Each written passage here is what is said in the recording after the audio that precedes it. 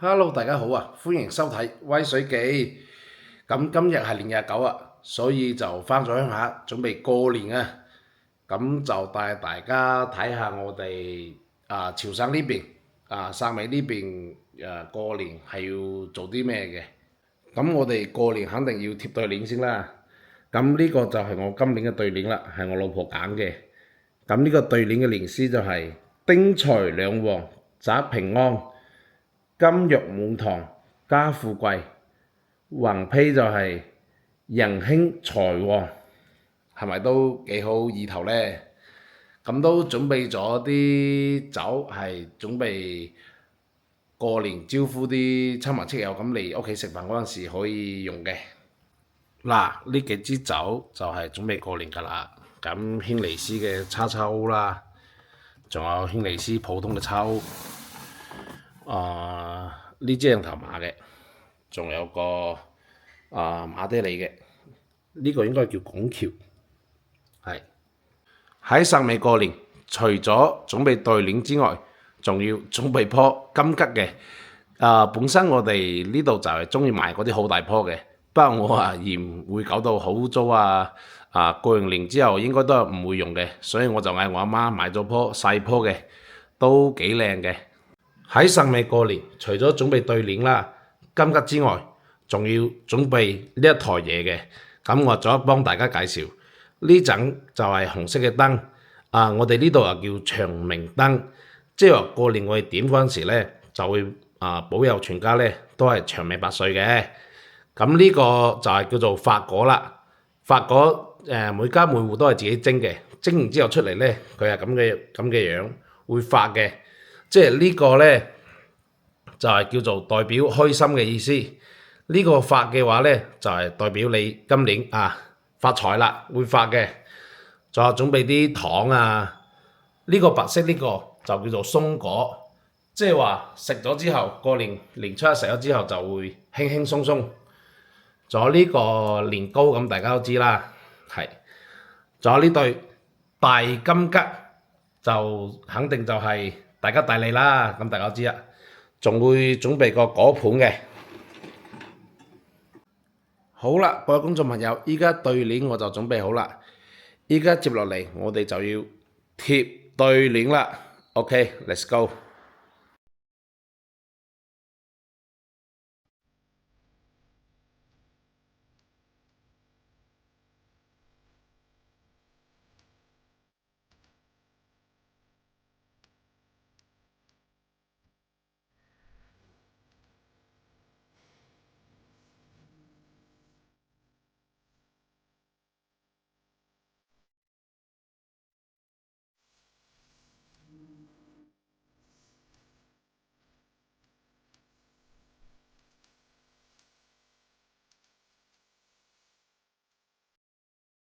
咁我哋呢邊嘅貼對聯呢，係要貼得好整齊嘅，即係兩邊全部要對齊。如果貼得唔齊嘅話，第日我阿媽就會鬧我噶啦，所以我會認真啲貼好啲對聯，費事聽日我阿媽年初一鬧我先得。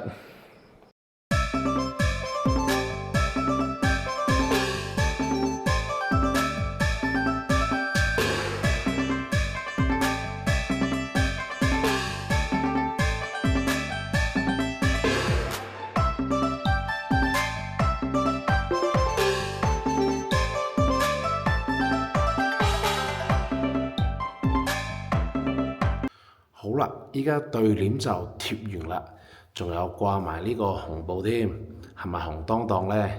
我哋家家戶都係貼完對聯之後就掛紅布啊。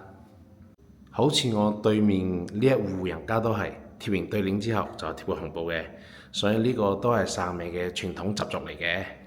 貼完對聯之後，我阿媽仲話有好多福仔都係要貼嘅，佢係貼喺棵年桔同埋啲窗度。好啦。咁窗口呢度都貼咗個福字啦，仲有棵年桔都貼咗個靚靚嘅福字。咁我阿媽仲特登交代咗，佢話貼剩啲福呢，因為佢係特登買多嘅。佢話貼剩嗰啲呢就要儲起嚟，叫做儲福啊，咁都有福氣嘅。OK，終於搞掂啦！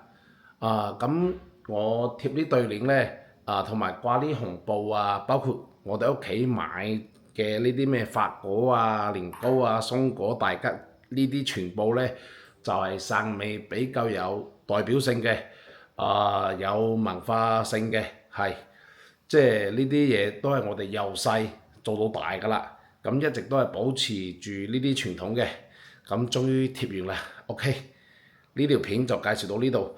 咁我哋接落嚟仲有啲過年嘅習俗啊，包括舞龍舞獅啊，都會拍俾大家睇嘅。咁大家期待我下一條片啦。咁喺呢度，威水記祝所有觀眾朋友馬年行大運，掂個碌蔗。OK，咁記得訂我咯喎，我係威水記，拜拜。